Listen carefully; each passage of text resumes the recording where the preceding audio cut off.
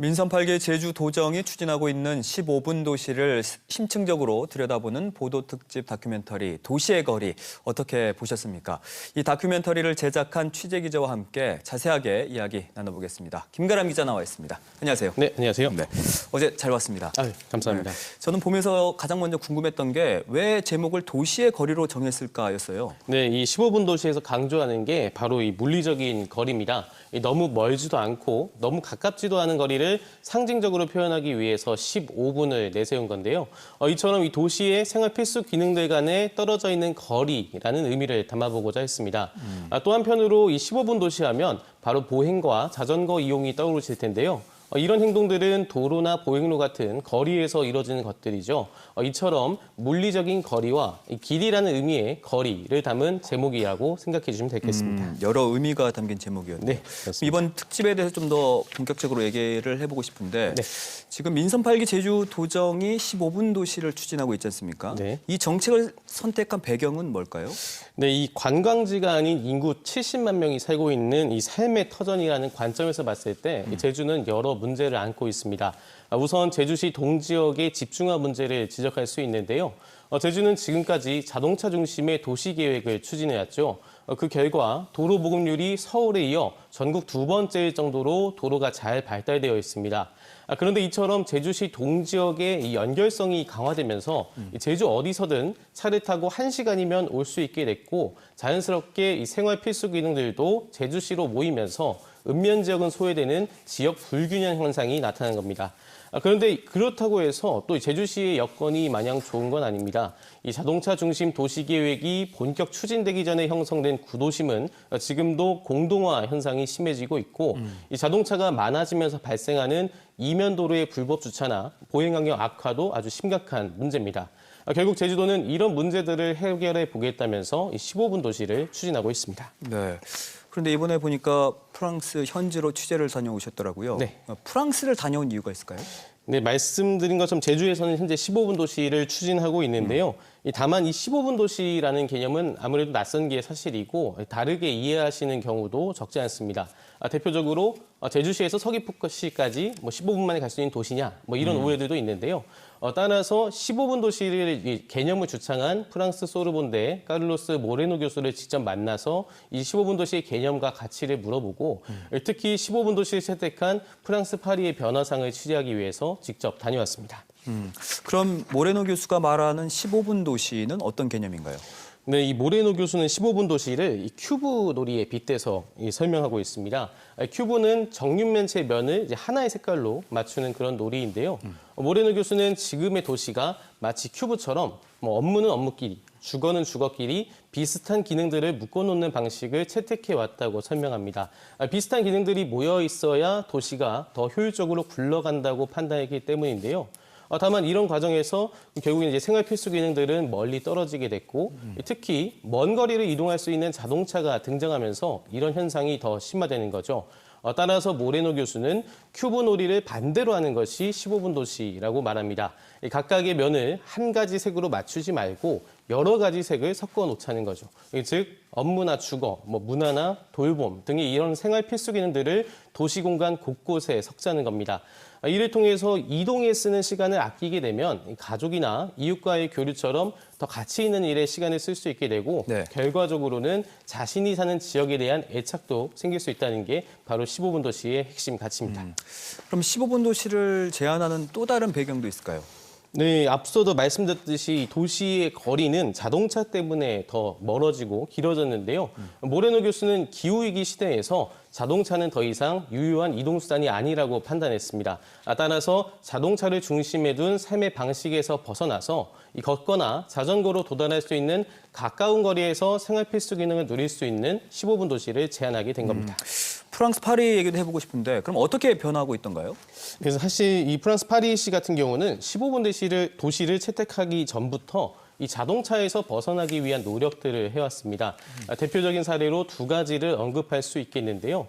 먼저 이 샌드강은 파리시를 가로지르는 강인데 원래는 강변을 따라서 자동차 전용 도로가 있었습니다. 네. 우리나라로 치면 한강의 강변북로 같은 건데요. 파리시는 10년 전에 이곳에 자동차 진입을 전면 통제하고 시민들을 위한 공공장소로 탈바꿈하기로 결정했습니다. 또 이 바스티유 광장이라는 곳이 있는데요. 이곳은 원래 원형 로타리였는데 지금은 한쪽을 아예 막아서 도심 속의 쉼터로 만들었습니다. 이뿐만 아니라 가게 앞 주차 공간을 테라스로 쓰거나 이 통학로에는 아예 자동차가 다닐 수 없도록 하는 학교 가는 길 프로젝트도 추진하고 있습니다. 그럼 자동차 빈자리는 어떻게 대체하고 있어요? 네, 바로 이 자전거 도로를 만드는 겁니다. 파리시는 2024년까지 파리시 전역을 연결하는 자전거 전용 도로를 만들겠다는 계획인데요. 다만 이 과정에서 자동차를 아예 내쫓는 건 아닙니다. 기존에는 보행이나 이 자전거보다 자동차 운행을 우선순위에 두었다면 이제는 반대로 보행과 자전거를 자동차 운행보다 우대하겠다는 그런 취지입니다.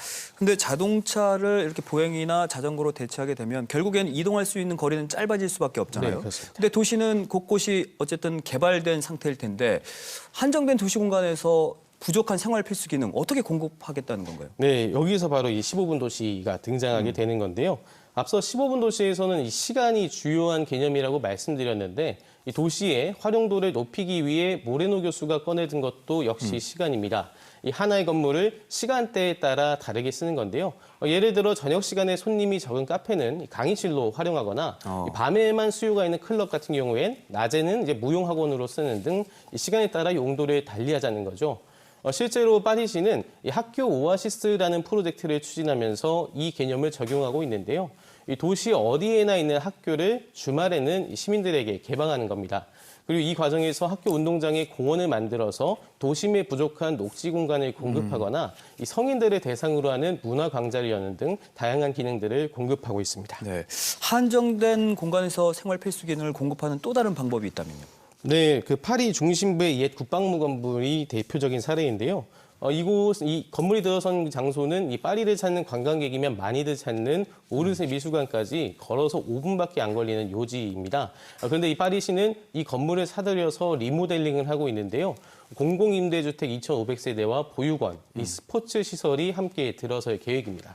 그리고 이 밖에 파리 북서부 지역의 클리시 바티뉴 지구 같은 곳의 건물들은 한 건물 안에 사무실과 상가, 주거 공간처럼 여러 기능들이 모여 있는 게 특징입니다. 이처럼 하나의 건물에 여러 가지 기능을 부여하면 한정된 도시 공간에서도 생활 필수 기능을 제공할 수 있다는 게 모레노 교수의 설명입니다.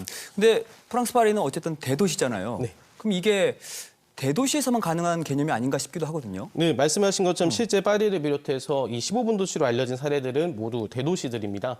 따라서 도농복합 지역인 제주에서 이 15분 도시가 과연 가능하겠냐는 의문도 적지 않은데요. 네. 그래서 취재진은 프랑스 남부의 생테일레우드 브렌마스라는 마을을 가봤습니다. 이곳은 인구가 4,700명뿐인 작은 마을인데도 15분 도시를 추진하고 있기 때문인데요. 이 지역의 단체장인 장 미셸 페레 씨는 대부분의 주민들이 가까운 지역으로 출퇴근하면서도 자동차를 이용하는 점에 주목했습니다. 그래서 생각한 게 바로 자전거 도로와 환승센터의 설치입니다. 어린아이들이 등교할 때는 자동차 이용이 불가피한 경우도 있는 만큼 차를 타고 학교에 가서 아이를 내려주고 부모는 주차장에 차를 댄 뒤 주변 지역에 자전거를 타고 출퇴근하자는 겁니다. 또 지난 6월에는 19세기에 지어진 옛 청사의 의사 3명을 채용해서 건강의료센터를 열었는데요. 네. 장기적으로는 이곳을 식당과 카페, 식료품점 등 다양한 기능이 부여된 장소로 사용한다는 계획입니다. 나아가 이 생활 필수 기능이 밀집한 친환경 주거 지역도 만들 계획인데요. 정리하면 생활 필수 기능을 한데 모으면서도 자전거 이동을 중심으로 하는 15분 도시를 만들겠다는 구상입니다. 익히들 알고 있는 15분 도시와는 좀 다른 것 같네요. 네, 그렇습니다. 그렇지만 이 15분 도시의 창시자인 모레노 교수는 이 15분 도시에 정답이 있는 건 아니라고 강조합니다.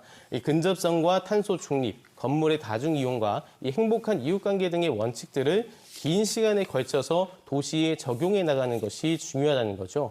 그러니까 그런 정리하면 15분 도시를 도입하면 도시가 바로 이렇게 뚝딱뚝딱 바뀌는 게 아니라 어떤 도시를 지향할 것이냐는 철학에 가까운 개념입니다.